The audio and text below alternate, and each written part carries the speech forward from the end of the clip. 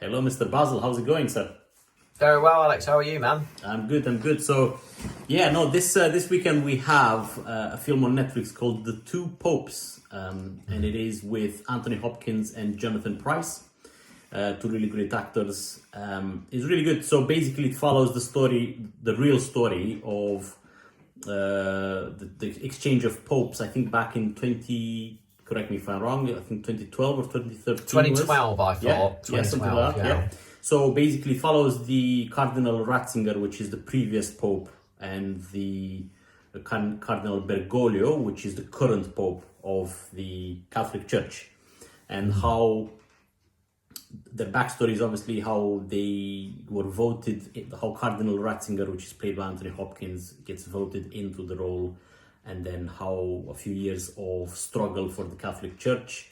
And then how, at the same time, it tells the story of what's happening with the Cardinal Bergoglio in Argentina, and goes through his own life in parallel, and then they get joined together when the Cardinal Ratzinger starts to invite him over. Cardinal Bergoglio, the Argentinian Pope, like they call him, starts to invite him over to the Vatican, and slowly they develop a relationship, and it follows it's almost like an inside story of how these popes, the politics inside the voting system and the politics inside the responsibilities and the prestige, the reputation of the church.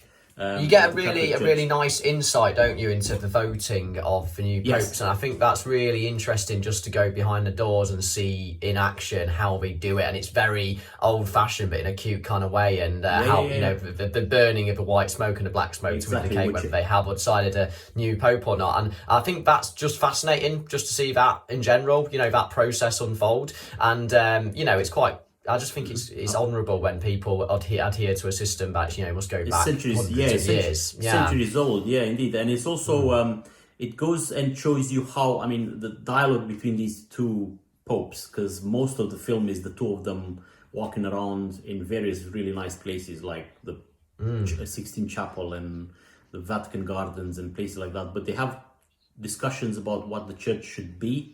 Yes, it's like a moral compass, and as you say, like in the beginning of the film, like obviously when what's his name, Richensteiner?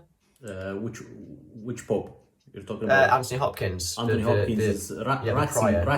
Ratzinger. When Ratzinger gets elected, so to say, to Pope, and then like I say, a couple of years pass, I think 3 years pass, where the Catholic Church scandal comes out with paedophilic connections, and then obviously other issues come out, which is like they're not really following suit with the rest of the world, they're not progressing, and you see this kind of unfold, and through what's the other chap's name? I'm going to butcher it. Bergoglio. Bergoglio sees that unfold in Argentina, and while this is going on, he wants to retire because he doesn't feel like he doesn't want to be affiliated. Maybe is the vibe. He's disappointed of what the church has become. Exactly. And because he's of the church.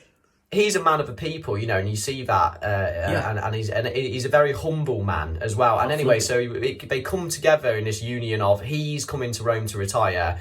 And Ratzinger wants and Ratzinger wants the opposite. He wants him to support him essentially, and anyway, and that's the story. But you get this great cross between the two fantastic characters of just completely differentiating opinions, and the film sets up quite a few fantastic scenes of just them two having a chess battle of wits. Correct. And it's really interesting dialogue, which is relevant to today, and it just general politics of today and general society of today, of old school conservatism versus kind of a new way of thinking and how to change with the world, or as Ratzinger says, to compromise is different than change.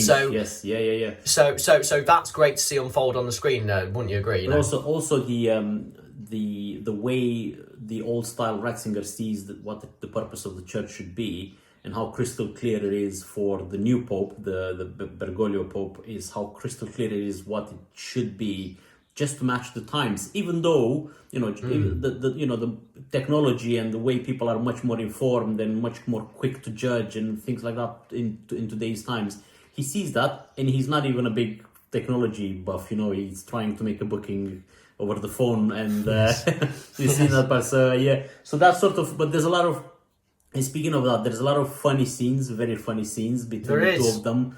So it's not a film like is very heavily. It has some heavy discussions too about what the church is, but what it was supposed to be from a practical way, not necessarily. Even if you don't believe in God, there's still some really good, interesting words of wisdom in there. But even from a comic point of view, sometimes people think that the church, especially the cardinals and the pope, are so separated from the world. They're so out of touch with reality that there's no point in listening to what they say. But actually, this new pope is exactly what he's trying to do, and you see this through his visits to countries that he's never. The Pope has never been before, or to allowing, gay marriages, allowing them, and all sorts of things that he's done since then. He hits the big questions as well, this Bergoglio, because he's saying, why are we frantic on the questions of marriage, or the questions on whether gay couples should be allowed to do what they do when there's people dying in the world. He asks the questions like that, and also there's a lot of symbolisms that again you would have. It's pretty easy to have symbolism when you're filming. I think I know what you're going to say. I think is the Sixteen Chapel. Yes. I don't know if you've been there. Luckily, I have, because it's a place you need to go in this lifetime. It's beautiful, though. It's beautiful, and they talk about why people these days are idolizing wealth. I don't know if you remember that part, and it cuts to an image with from the Bible, that golden bull. People are idolizing that. That's exactly the perfect metaphor, because that's what the bankers are doing today, and they're saying everybody literally lives for money, and that's exactly like in the Bible. So there's a lot of those type of cuts in the film that shows what I thought you were going to mention in terms of being symbolic was in the film, Ratzinger has a watch on.